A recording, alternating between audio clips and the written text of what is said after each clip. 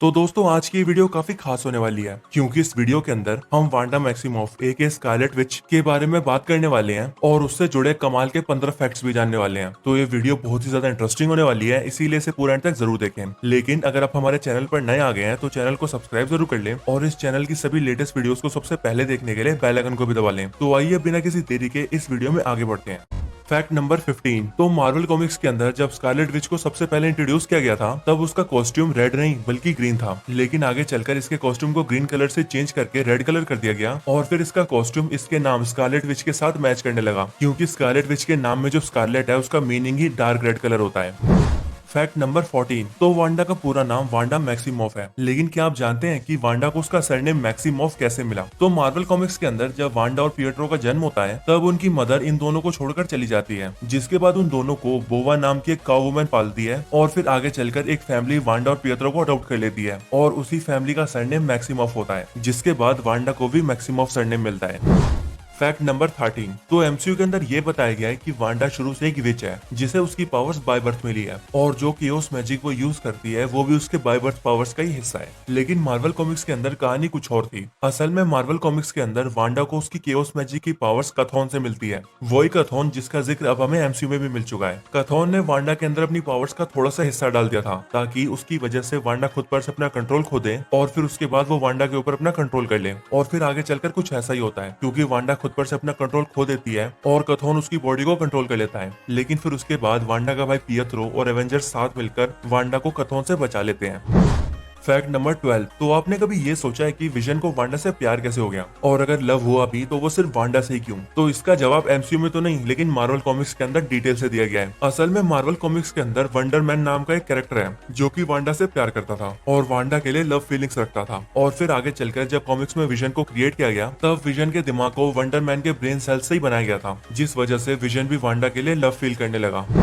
Fact number 11। तो क्या आप जानते हैं वांडा मैक्सिमोफ यानी कि स्कारलेट विच एक वेजिटेरियन है? ये फैक्ट बहुत से लोगों को नॉर्मल लग रहा होगा, लेकिन मैं आपको बता दूं कि जहां हमारी कंट्री में वेजिटेरियन होना बहुत नॉर्मल होता है, वहीं वेस्टर्न कंट्रीज जैसे कि अमेरिका के अंदर वेजिटेरियन होना बहुत अजीब होता है क्योंकि वहां पर ज्यादातर लोग नॉन वेजिटेरियन होते हैं। Fact number 10। तो ज्यादातर कॉमिक रीडर्स ये सोचते थे कि स्कारलेट विच अपने हेड पर जो चीज पहनती है वो एक हेडबैंड या फिर एक क्राउन है, लेकिन असल में ये चीज एक विम्पल है। विम्पल एक तरह का क्लॉथ होता है जिसे बहुत साल पहले इटालियन वुमेन्स पहना करती थी। Fact number 9। तो वांडा मैक्सिमोफ एक वक्त पर डॉक्टर डूम की वाइफ भी रह चुकी है। असल में ये तब हुआ था जब मार्वल कॉमिक्स के अंदर वांडा ने अपने बच्चों को खो दिया था और विजन डिसमेंटल हो गया था, जिसके बाद वांडा की वजह से हाउस ऑफ एम जैसा बड़ा इवेंट हुआ था। लेकिन फिर इन सब इंसिडेंट्स की वजह से वांडा अपनी मेंटल स्टेबिलिटी को खो देती है और अपने दिमाग की सारी मेमोरीज को भी भुला देती है और इनके भी ऊपर वो अपनी सारी पावर्स भी खो देती है और इधर उधर भटकने लगती है। जिसके बाद जब सभी वांडा को ढूंढने लगते हैं तब वांडा के बच्चे विकन और स्पीड को वांडा लेटवेरियम में मिलती है जहां पर वो डॉक्टर डूम से शादी कर चुकी होती है। पर इसके बाद वांडा को ढूंढकर आयरन लैड अपनी पावर से वांडा को पास्ट में ले जाती है और किसी तरह से उसकी सारी मेमोरीज को वापस ले आती है। Fact number 8। तो वांडा मैक्सिमोफ मार्वल कॉमिक्स के अंदर शुरुआत से एक म्यूटेंट थी, लेकिन साल 2015 आते आते मार्वल ने अपनी अनकैनी एवेंजर्स वॉल्यूम 2 के अंदर ये रिवील किया कि वांडा और उसका भाई पिएट्रो कोई म्यूटेंट्स नहीं बल्कि ह्यूमन बींग्स ही हैं, जिन्हें उनकी पावर्स एक जेनेटिक एक्सपेरिमेंट से मिली है। और इसके बाद जब मार्वल ने वांडा और पिएट्रो को एमसीयू में दिखाने का फैसला लिया तब उन्होंने भी वांडा और पिएट्रो की ओरिजिन को कुछ ऐसा ही दिखाया।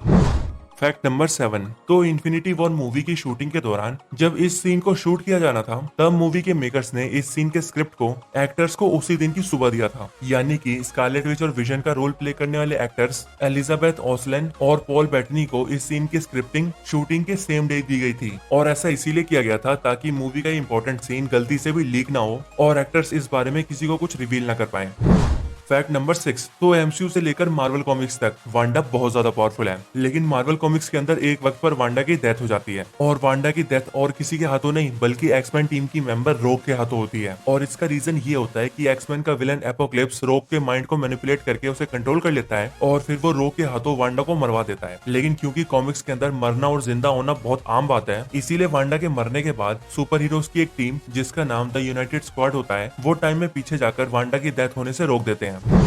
Fact number 5। तो स्कारलेट विच इतनी ज्यादा पावरफुल है कि वो मार्वल कॉमिक्स के अंदर हाउस ऑफ एम इवेंट के दौरान अर्थ के सारे म्यूटेंट्स को एक ही बार में खत्म कर चुकी है और उन्हें खत्म करने के लिए वांडा को सिर्फ 3 ही वर्ड्स बोलने पड़े थे और वो वर्ड्स थे नो मोर म्यूटेंट्स। फैक्ट नंबर 4, तो साल 1961 में जब वांडा को इंट्रोड्यूस किया गया था तब मार्वल कॉमिक्स में उसे एक विच बताया गया था, और फिर जिस गांव के अंदर वांडा रहती थी वहां के लोगों को जब वांडा के विच होने के बारे में पता लगा था तब उन सभी ने उसे जलाकर मारने की कोशिश की थी। लेकिन ऐसा कुछ होने से पहले ही मैग्नीटो ने वांडा को बचा लिया था, और वही वो वक्त था जब वांडा मैग्नीटो से पहली बार मिली थी। फैक्ट नंबर 3, तो स्कारलेट विच स्टैनली और जैक कर्बी की क्रिएशन है, और जब इन्होंने स्कारलेट विच और क्विक सिल्वर को क्रिएट किया था तब ये दोनों कोई सुपर हीरोज नहीं बल्कि सुपर विलन्स थे। और साल 1964 में जब ये दोनों एक्समैन के इश्यू 4 में इंट्रोड्यूस हुए थे तब ये दोनों ही मैग्नीटो के साथ मिलकर the brotherhood of evil mutants team का हिस्सा बन गए थे। लेकिन आगे चलकर जब उन्हें मैग्नीटो के इरादे के बारे में पता लगा तब उन्होंने उसकी टीम को छोड़ दिया और उन्होंने एवेंजर्स को ज्वाइन कर लिया। फैक्ट नंबर 2, तो जिस गांव के लोग वांडा को जलाकर मारना चाहते थे उनमें से एक आदमी वांडा को देखकर स्कारलेट विच कहता है, जिसका मतलब होता है लाल डायन। और इसके बाद जब वांडा ने खुद के लिए इस नाम को सुना तो उसने आगे चलकर इस स्कारलेट विच नाम को अपना कोड नेम बना लिया। फैक्ट नंबर 1, तो स्कारलेट विच इतनी ज्यादा पावरफुल है कि वो अब तक बहुत से पावरफुल बींग्स को रोक चुकी है और हरा भी चुकी है। लेकिन बात करें कॉमिक्स की तो मार्वल कॉमिक्स के अंदर वांडा इतनी ज्यादा पावरफुल है कि वो एक वक्त पर फीनिक्स फोर्स को भी डिस्ट्रॉय कर चुकी है। और इससे भी इंटरेस्टिंग फैक्ट ये है कि फीनिक्स फोर्स को डिस्ट्रॉय करने के लिए वांडा को सिर्फ 3 ही वर्ड्स बोलने पड़े थे, जो वर्ड्स थे नो मोर फीनिक्स। तो स्कारलेट विच से जुड़े यही वो सारे ऑसम फैक्ट्स थे। आपको ये सारे फैक्ट्स कैसे लगे मुझे कमेंट करके जरूर बताएं, और आप इनमें से किस किस फैक्ट के बारे में पहले से ही जानते थे ये भी जरूर बताएं। इस वीडियो को यहीं पर एंड करते हैं। ये वीडियो अच्छी लगी हो तो इसे लाइक जरूर करें, चैनल को अभी तक सब्सक्राइब नहीं किया तो अभी सब्सक्राइब करें। मैं आपसे मिलता हूँ ऐसी किसी और बेहतरीन वीडियो में, तब तक के लिए गुड बाय।